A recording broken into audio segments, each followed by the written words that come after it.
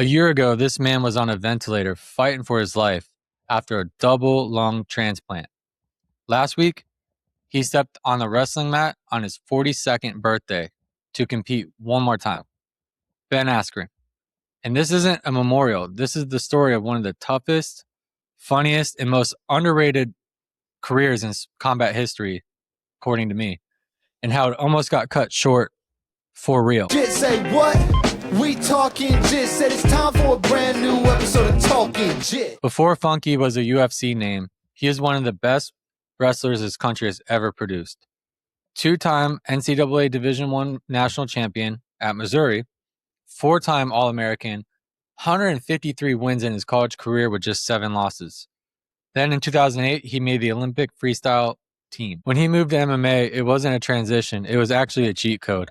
His top control was so dominant in his fights that it basically became a formality. Once he got a hold of you, you're going to the canvas. He signed with Bellator in 2010 and just started running through people. I mean, I don't even think this guy took a punch to the face for his first handful of fights. We'll have to fact check that. He won the Bellator welterweight title, defended it, and never lost in kind of a funny fashion. I remember watching this guy get in the ring, just run forward at people, whether they're swinging them or not, getting hold of them, and it was just like they're going down to the canvas. He's taking them down, and he's going to beat them there. Sometimes in a very fun way, sometimes in, the wet blanket wrestler way, but nonetheless, he was dominant as a Bellator champion. You cannot take that away from him. And he defended it, never lost. Then I learned this. He moved to one championship in Asia, and he did the same thing. He was unbeaten, he was dominant, and he beat the legend Shinya. I'm going to chop this up. Shinya Aoki. Shinya Aoki to defend his one title. By the time he was done in the one championship, he was undefeated. And as a former competitor myself, I can tell you, staying undefeated for that long across 2 different organizations against elite competition, just like he's faced his whole career, is insanely hard to do. We got to park on that for a second because everyone knew he's going to come into the ring and go for the takedown and try to beat you with his wrestling. Everybody knows that, but they still couldn't stop it. You've got all these opponents training to beat an Olympic wrestler, and they still cannot stop the wrestling. That's amazing because you're adding strikes into the game. No one talks about that. You're adding kicks into the game. That changes the game. You're adding walls being a cage. You're adding referees and different rule sets and the different kind of controls, plus ground and pound. And these people still were not able to stop Ben Askren from just running forward, grabbing him, and taking him down to the mat. You got to give him respect on that front. Like I said, being a competitor myself, it is extremely hard to keep one game plan. And also your opponents study you. You know they're studying you. So you got to be so confident to go in there every single time with the same exact game plan. Just going to run forward, take him down, and beat him. And I'm being honest. I'm not mocking. Real talk about how things can quickly turn. In 2018, Askren finally got what everyone wanted to see, a UFC contract. And his debut was insane. He submitted Robbie Lawler in a crazy fight. I mean, it was like just insane to watch him walk out there, go against Robbie Lawler in the brawling time, the crazy time. And I remember that fight just being one of the most insane fights I've ever seen. This guy has a lot of hype coming out of Bellator. The drama with Dana White, he got into the UFC, and he gets his chance against Robbie Lawler, and we know this is going to be a mess. This wrestler is coming in with somebody who can wrestle. He's a veteran, and he's got great hands. And that match was just insane. And yet, Ben Askren pulls it off with a finish. Funky actually used to joke about this. When he signed with the UFC in 2018, he was talking trash on Twitter, saying stuff like, I don't even get hit, basically clowning the whole division. And honestly, he'd earned the right to say that. 0 losses and a style built around getting you to the mat before you ever got the chance to hit him. I remember that was a crazy stat when he got to the UFC, that he's only been hit X amount of times beforehand. But, of course, we got to talk about the Jorge Masvidal fight. You really can't talk about Ben Askren's career, unfortunately, without mentioning the flying knee from Jorge Masvidal. and the humiliating finish after that. I mean, it was like the fastest knockout in UFC history to date. The guy who bragged about never getting hit became the most replayed knockout clip in sports history. It's brutal irony. And then a loss to Damian Maia ended his UFC run and his MMA career at 19-2, with I think one no contest. But still, he went from being the cream of the crop in wrestling, Bellator, and then it kind of proved that stepping in the UFC, the competition was a lot different and a lot better. And I think it gave some validity to the UFC. And also, if I'm going to be transparent and honest, I don't think this was maybe the highlight of Ben's career, but we got to mention it. We got to talk about it. From the short that I posted, a lot of the comments in that short mention Jorge Masvidal and mention his UFC career. So we had to dive into it.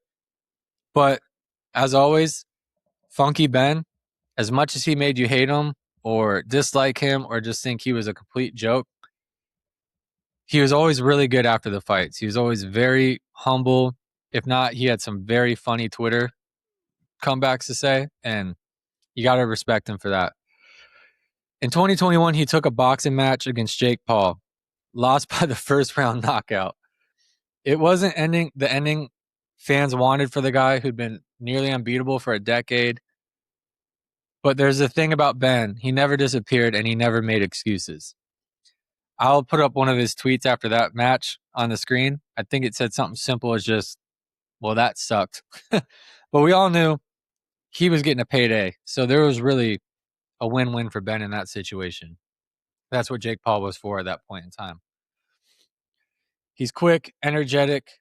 It's why fans actually love him. After retiring, Askren became one of the most honest, funny voices in MMA media. No ego about the losses, no excuses, just straight talk, which is a rare thing in this sport full of ego. That's a huge part of why people love him. He's not just a killer on the mat. He's generally one of the funniest people in the sport and to listen to. You can tell this man is a hardworking man, especially if you train, especially if you got some sort of martial arts background. You can just look at Ben Askren and know, watch him train. He always puts his nose down and grinds. He's in every fight that he's in, and you never count him out. You don't go to the Olympics not trying. In 2025, Askren was hospitalized with pneumonia. It got so bad he was placed on a ventilator. His family didn't know if he'd make it. He ended up receiving a double lung transplant to save his life. This was crazy news. Being a grappler, a black belt in jiu-jitsu, I'm around a really good wrestling gym in my area, and actually RAF is coming to this area as well as their central hub.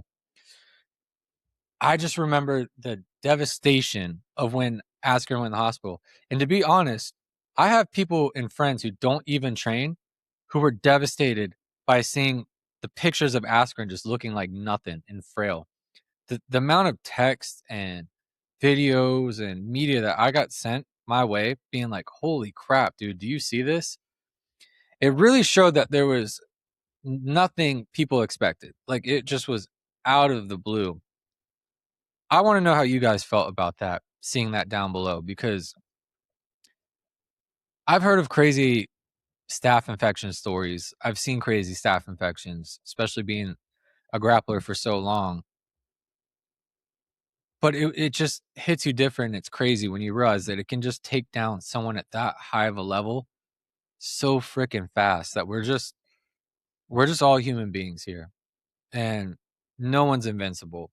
And as tough as you can feel and as high as you can achieve in your sport or your daily life, it is just crazy to think that something so humbling can be right around the corner. So back to the transplant. I'm sorry, I went off topic here, but less than a year later, 3 months into coaching again, Askren agreed to one final competitive wrestling match. Not MMA, not boxing, a return to where it all started. Freestyle wrestling against a former UFC champion, Bilal Muhammad. On his 42nd birthday, Ben competed at RAF 11 in Milwaukee. Stepping in on his birthday is awesome. I didn't know it was his birthday until I watched the match, but that just has to make it so special. And I want to be honest with you guys. I want to know in that match because I'm not the biggest Bilal Muhammad fan. He's never really done too much for me, to be honest, if I'm being completely honest. But my personal take is Bilal handled that match with absolute class. I can't completely tell if Askren was doing really good in the first round, halfway through the second, before he got tired, or before you could hear him just trying to heave and breathe.